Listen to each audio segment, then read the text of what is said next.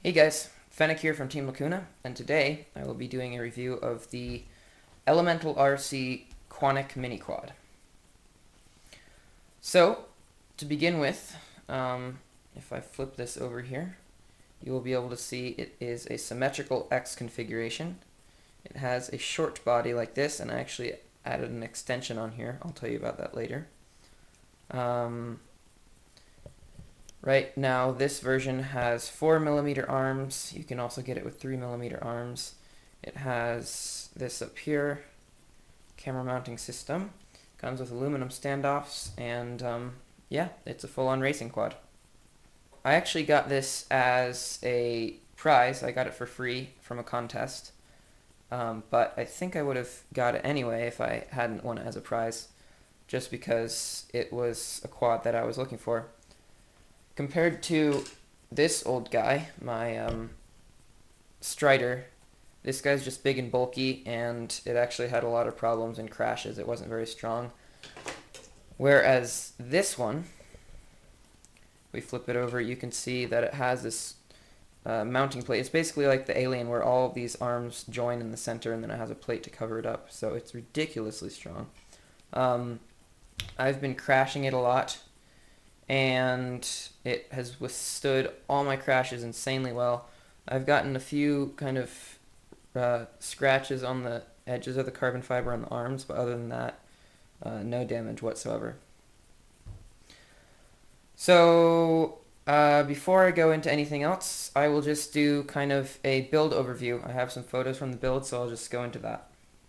So first off, I modified these standoffs a little bit. As you can see from the photo, I replaced them, and I tried a few different configurations, but eventually I found a good sandwiching method that worked well.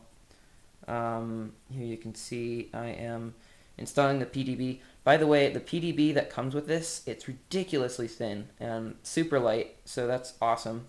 I really like the PDB that comes with it.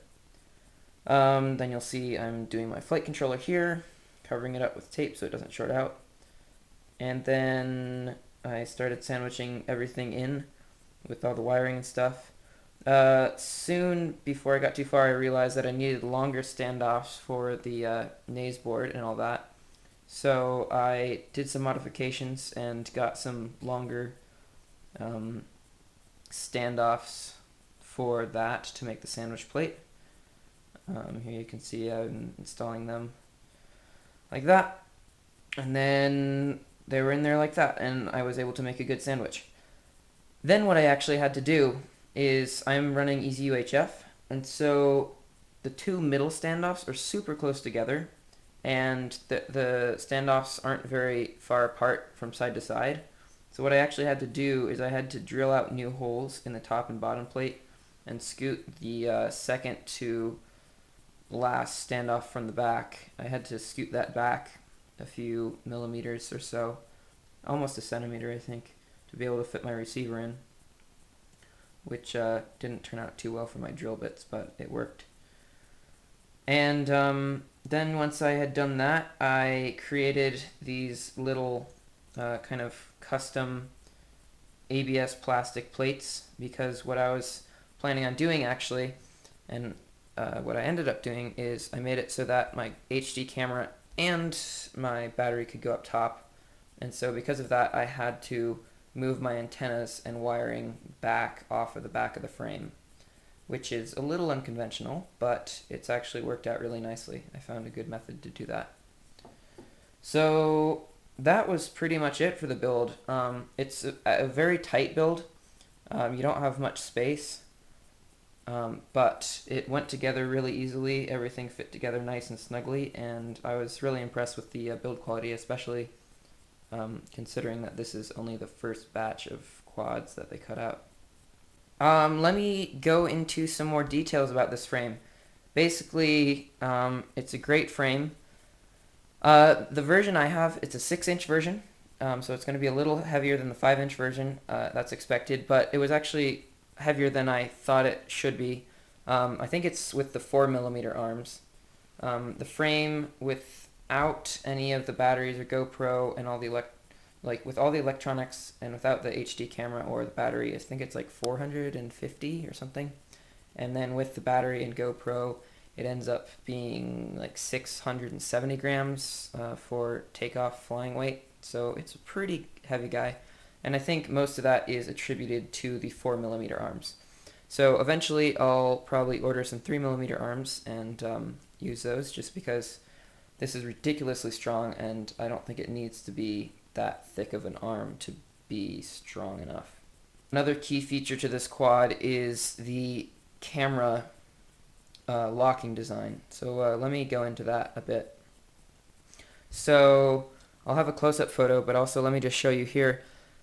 The design is seriously the best design I've ever seen.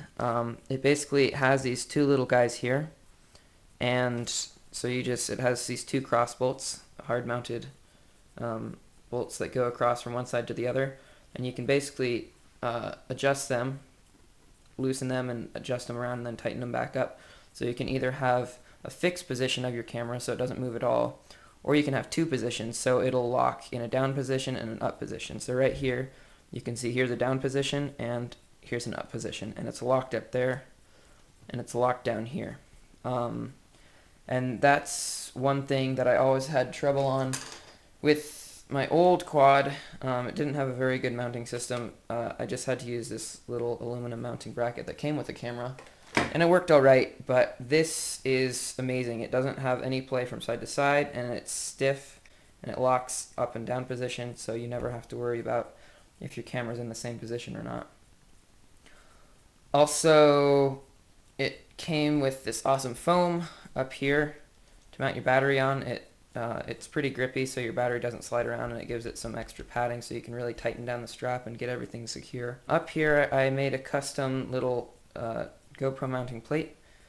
Basically, I just cut it out of ABS plastic and mounted it on top, and then, let's see, a small strap like this just goes under that and mounts the camera, and that's worked out really well. Alright guys, I think that's pretty much it. Basically, this is a super awesome frame. It's very minimalistic, but it's ridiculously strong. I've had many crashes with it, like I said, and this X configuration is really strong. Also, it makes it really easy to tune, because basically both axes are going to be roughly the same on the tune. This camera lock design is awesome. One thing I forgot to mention earlier actually is, I'll show you a photo now.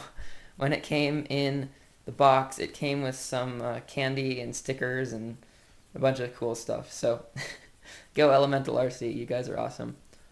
They've been super helpful with getting me this and support, and they're just a great company.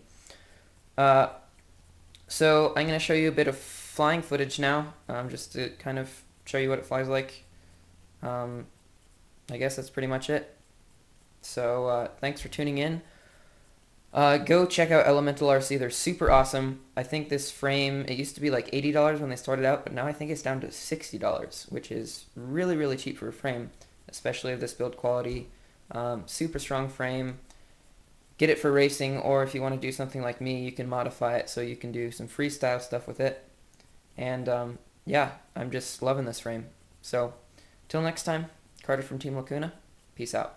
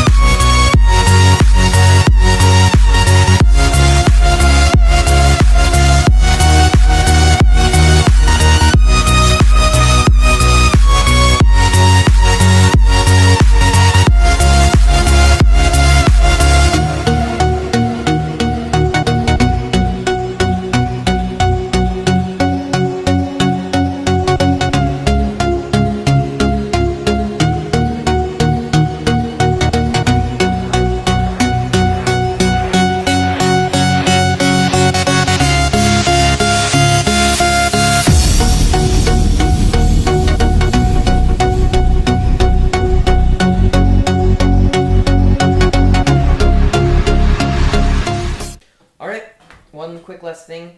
Don't forget to check out Elemental RC. These are awesome frames. Go pick them up. They're cheap and they're insanely good. Also, I started a blog. I'll put a link right here somewhere in this box. Go check it out. I started a new blog on 5-inch versus 6-inch tuning. From flying this, I've found that tuning on the 6-inch setup is actually quite different from the 5-inch setup. I think most things like stock PIDs and stuff are meant for 5-inch setup, and this is actually needing to be tuned a lot differently than that. So check that out if you're interested. There's going to be some good information in that, and otherwise, see you next time. Bye.